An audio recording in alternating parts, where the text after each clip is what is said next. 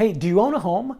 If so, you've probably heard of a living trust, but have you heard of a transfer on death account? If not, listen up. Interesting comparisons when it comes to transferring real estate in a trust to a transfer on death certificate. Hey everyone, it's Craig with Aviara Real Estate, your Conejo Valley real estate expert, and I wanted to talk to you guys quickly about a transfer on death certificate compared to a living trust and kind of how the difference and the benefits from one over another. Now, I think it's probably most widely accepted that the living trust is a great vehicle to use to transfer assets, wealth, real estate, whatever you might have from yourself to whoever when you pass on. It's a great tool and a lot of people use it, very common, but it can be costly depending on how big your portfolio is and what you have in place. Now, however, if you're someone that just wants to transfer your primary residence, real estate, then creating a living trust for that might not be the best way to go, certainly not the cheapest.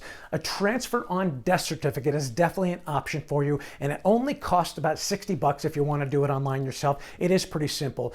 At its basic core, what it is it does the exact same thing that a trust does, is it helps you transfer your primary residence real estate from yourself to whoever you want it to go with upon your death while bypassing probate, which is the primary purpose, or one of the main purposes of a trust, is to bypass probate. Well, the transfer on death certificate does it as well. There's no tax implications. It doesn't change the way you hold title. There's nothing involved with that. It's a certificate that is in place. It's actually recorded with the county, so it is a legal document recorded with the county. It's set in place. It is revocable. You can change it if you want to before dying, so it does have those same benefits as well.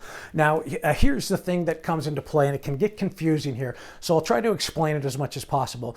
How you currently hold title has an effect on how the transfer on death certificate comes in play.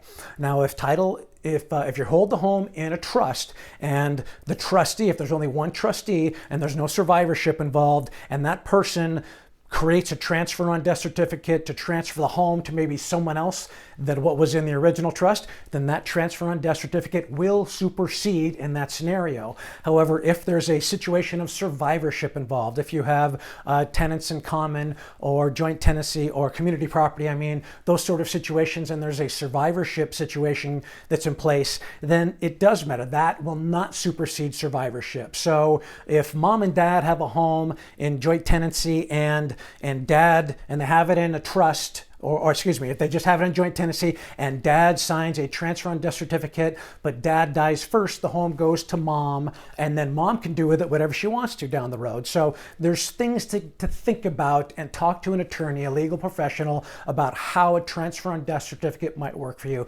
But basically, if you're someone that owns a home and you want to transfer to someone, you will want to avoid going to probate, and you want to do it inexpensively and easily, then a transfer on death certificate might be the way to go. I've attached a link to a local website you can go to. There's many out there, just Google them, that you might be able to look into to help you through that process, and take a look at it. If you have any questions about this process, any other real estate transactions, or what your home might sell for, please feel free to let me know. I'm happy to help however I can with whatever you guys might need. And remember, who you work with matters and experience counts. So keep that in mind when hiring or referring your next realtor. Thanks everyone. I'll talk to you soon.